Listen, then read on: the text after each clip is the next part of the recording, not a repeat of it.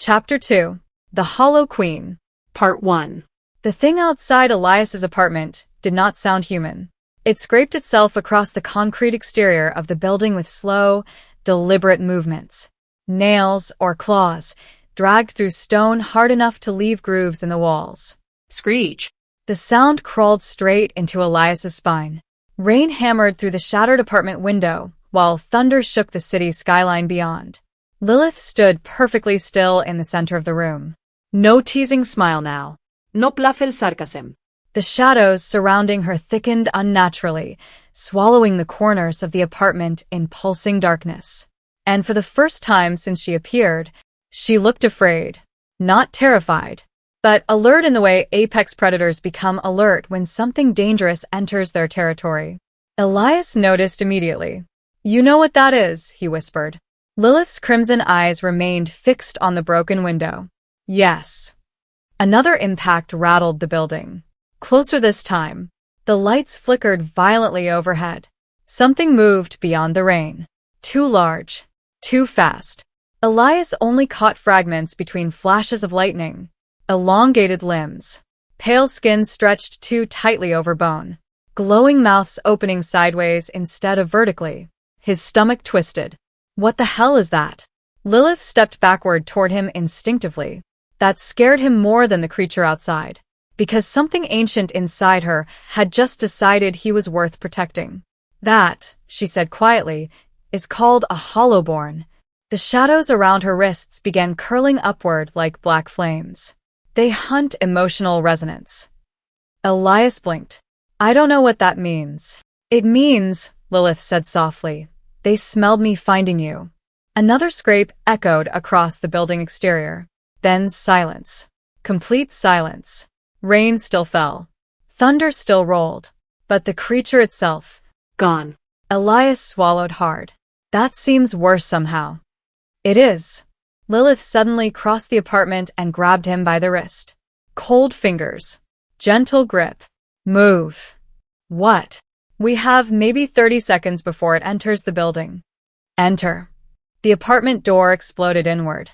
Wood splintered violently across the room. A shape unfolded itself from the hallway darkness. Tall. Crooked. Wrong. Its limbs bent in reverse like shattered joints stitched back together incorrectly. Wet gray skin stretched across a skeletal body while dozens of glowing eyes opened across its chest. And its mouth. Dear God. Its mouth split vertically down its face like tearing flesh. Elias stumbled backward in horror. Through cracked stained glass windows. Dust floated through ancient air. Rows of ruined pews sat beneath towering ceilings while candles, long dead, lined the altar at the far end of the church. Lilith released his wrists slowly. Elias leaned against a stone pillar trying to catch his breath. "What?" he panted. "The actual hell is happening to my life?" Lilith said nothing. She walked slowly toward the center of the cathedral. Then she winced. Elias immediately noticed. "You're hurt." "I'll survive." "Lilith." She looked down. Black blood dripped slowly from a wound along her ribs. Not red. Black. Like liquid shadow. Elias stared. "That thing injured you?" "Hollowborn claws pierce infernal flesh." The sentence somehow raised more questions than answers. She staggered slightly. Elias moved toward her automatically. Lilith's eyes widened a fraction, as if she wasn't expecting kindness. "I'm fine," she murmured. "You're bleeding on a church floor." "Eve survivors." "That's not what I said." For a long moment neither of them moved. Then slowly, Lilith allowed him closer. Elias carefully lifted part of the black fabric near her side. The wound looked horrifying. Dark energy pulsed beneath torn pale skin while strange glowing cracks spread outward from the injury like fractured glass. Yet despite the supernatural horror of it, she trembled slightly beneath his touch. Not from pain. Nervousness. "Interesting. You're scared," Elias realized quietly. Lilith looked away. "I dislike churches." "That's not what I meant." Silence. Then finally, "I am not accustomed to being touched gently." The confession hit him harder than expected. Elias stared at her quietly. For the first time since meeting her, He stopped seeing only the succubus and started seeing the woman. Ancient, lonely, exhausted, beautiful in a way that suddenly felt tragic instead of merely seductive. "What are you really?" he asked softly. Lilith closed her eyes. The cathedral shadows stirred around her. "When humans first imagined demons," she whispered, "they simplified us into monsters because the truth was far more frightening." Her crimson eyes opened again. "I was born in a realm called the Hollow." The air itself seemed to darken as she spoke. "It exists between dimensions, between dreams, between death and memory." Elias listened silently. "In your religions," Lilith continued, "mortals imagined hell as fire and suffering." A faint, sad smile crossed her lips. "The Hollow is worse."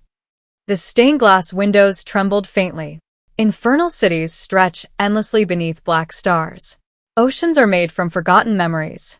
Towers grow from bone and obsidian. Entire civilizations survive by feeding on emotion. She walked slowly through the cathedral as she spoke. And somehow, the shadows around them began showing fragments. Visions. Massive crimson moons hanging above impossible landscapes. Dark palaces suspended upside down in the sky. Winged beings drifting through endless black storms. Armies kneeling before towering godlike creatures wrapped in living darkness. Elias stared in awe. "That's your home?" Lilith nodded once. "In the Hollow, power belongs to those capable of inspiring the strongest emotion." "Fear." "Yes." Her gaze met his again. "But also desire, obsession, worship, love." The last words sounded unfamiliar on her tongue. Succubi were created as emotional sovereigns. She said it without pride, like reciting a curse. "We were designed to infiltrate mortal worlds, to manipulate civilizations, to harvest emotional energy for the infernal hierarchy." Elias frowned slightly. "You keep saying created." Lilith became very still. Then slowly, the symbols beneath her skin began glowing brighter. "I was not born naturally." A cold chill spread through the cathedral. "The Hollow Lords forged me." The visions intensified around them. Elias saw colossal entities seated upon black thrones, stars dying overhead, rivers flowing upward into the sky, enormous ritual circles burning across entire continents.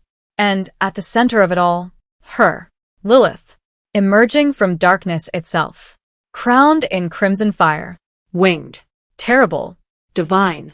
Elias could barely breathe. "You're like," he swallowed, "some kind of goddess." Lilith's expression hardened slightly. In the Hollow, the cathedral shadows bowed around her. "I was worshipped as one." Thunder rolled outside again, but softer now. Distant. Like the world itself was listening. "I ended wars with whispers," Lilith said quietly. "Collapsed kingdoms. Seduced prophets. Turned emperors into puppets." No arrogance. "Only exhaustion. For centuries I believed humans existed merely to feed us." She looked away. "Then I came to Earth." Elias sat slowly on one of the ancient pews. Rain tapped gently against stained glass while candlelight from nowhere flickered faintly through the darkness. "What was your mission?" he asked. Lilith fell silent for a very long time. When she finally answered, her voice was barely above a whisper. "To prepare your world for consumption." Elias felt ice crawl through his veins. "What?" "The barriers between realms are weakening." Her crimson eyes met his again. "The Hollow Lords intend to merge dimensions." Visions exploded around the cathedral once more. Cities burning beneath crimson skies. Creatures descending from dimensional tiers. Oceans turning black. Humanity kneeling before infernal gods. Elias stared in horror. "And you were helping them?" "I was supposed to." The way she said it mattered. Supposed to, not wanted to. Lilith walked closer slowly. "When I first arrived on Earth, I did exactly what I was designed to do. I manipulated politicians, CEOs, religious leaders, wealthy men, powerful women." She smiled faintly. "You mortals are remarkably easy to influence." Comforting. But then, for the first time, real vulnerability appeared. In her expression, I encountered human loneliness. Elias frowned slightly. What does that mean? In the hollow, emotions are currency. Weapons. Tools. Her voice softened. But humans. The cathedral became silent again.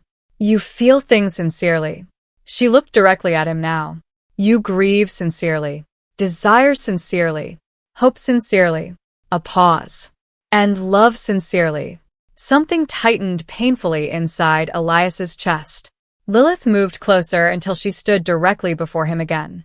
When I found your writings, his heartbeat stumbled.